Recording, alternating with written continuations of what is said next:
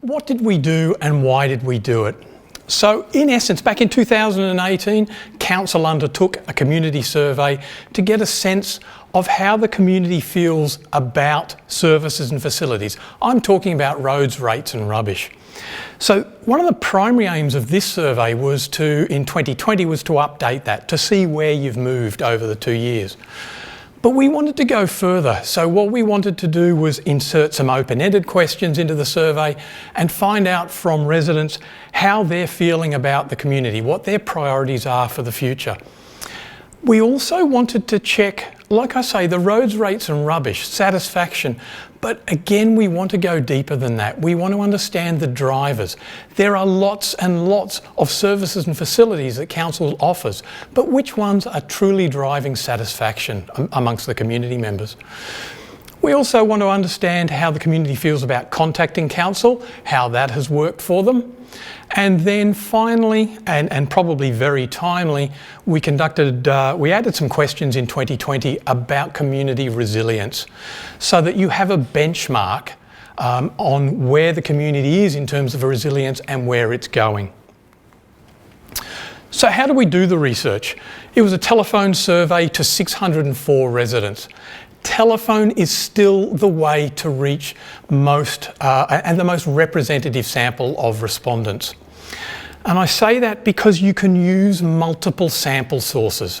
So for instance, we use the electronic white pages to get to residents. But of course, not everybody's got a landline anymore. So we buy lists from companies such as Sample Pages, and they can give us lists of mobile phone numbers for younger residents so that we can hone in on the younger residents. And finally, we do what's called number harvesting, where we stand on street corners throughout the local government area, and we don't do the interview with people on the spot because it's too long, but we recruit them to do the survey, and then we will contact them later by phone and do the survey. So in fact, 141 of the 604 came from that face-to-face number harvesting. So a number of different sample sources to make sure that we got a representative sample. And when was the research done? Back in November last year. So let's go through the 5 key areas that we've broken up the results into. This is a very long report. I think it's 130, 140 pages. We've condensed it down, so I apologise if I skip over things, but there is just so much to go through. And what I want to do is start by talking about overall satisfaction with council. We use a 5-point scale from not at all satisfied, which is given a code of 1, up to very satisfied, which is given a code of 5. And what we're showing there on the chart is the results in blue for 2020 and in green for 2018. Now I will preface it to say that the 2018 question was slightly different, but in essence it's reasonably comparable. And in fact, as you can see, from the bars, the blue and the green bars, the results are very similar. If you look at the actual scale from not at all satisfied to very satisfied, we can calculate a mean score. If everybody said not at all satisfied, the mean would be 1. If everybody said very satisfied, the mean would be 5. The cell that I've just highlighted in the chart shows that in 2020, your mean score was 3.91 out of 5. And that compares to 3.88 in 2018.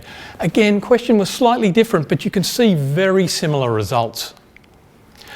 But this is where it gets really interesting. Micromex has been doing this for a number of years with many, many councils across New South Wales. And in fact, we have got benchmarks based on almost 38,000 different respondents across many, many different councils. And your mean score of 3.91 is well above our benchmark of 3.55. So that's really good starting point in this presentation tonight is overall satisfaction with council is already above our norm, and in fact it's one of the highest results we've had in about 10 years, so that's a very good result. We also asked a question about quality of life. And this is important because overall you want a sense of how the community is feeling, but you also, because we're going to ask questions about resilience later on, we can look at resilience within the context of quality of life. This is a 6-point scale this time, from 1 very poor up to 6 excellent.